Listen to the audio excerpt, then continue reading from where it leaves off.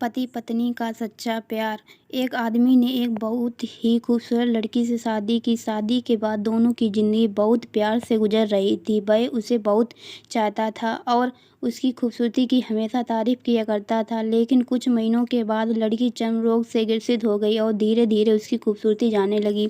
खुद को इस तरह देख उसके मन में डर सामने लगा कि यदि वह बदसूरत हो गई तो उसका पति उससे नफरत करने लगेगा और वह उसकी नफरत बर्दाश्त नहीं कर पाएगी।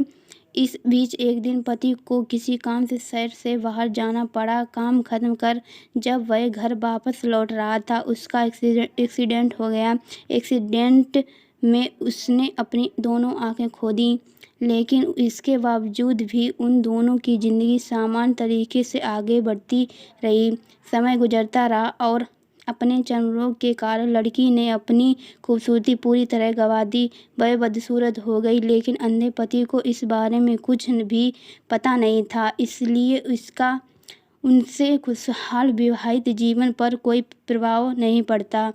वह उसे उसी तरह प्यार करता रहा। एक दिन उस लड़की की मौत हो गई। पति जब अकेला हो गया था वह बहुत दुखी था। वह उस शहर को छोड़कर जाना चाहता था।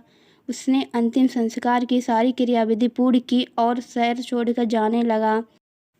तभी एक आदमी ने पीछे से उसे पुकारा और पास आकर कहा, अब तुम बिना सहारे के अकेले कैसे चल पाओगे? इतने साल तो तुम्हारी पत्नी तुम्हारी मदद किया करती थी। पति ने जवाब दिया, दोस्त, मैं अंधा नहीं हूँ, मैं बस अंधा होने का नाटक कर रहा था, क्योंकि यदि मेरी पत्नी को पता चल जाता कि मैं उसकी बदसूरती देख सकता हूँ तो ये उसे उसके रोग से ज़्यादा दर्द देता। इसलिए मैंने इतने साल अंधे होने का दिखावा किया। वह बहुत अच्छी पत्नी थी, मैं बस उसे खुश रखना चाहता था।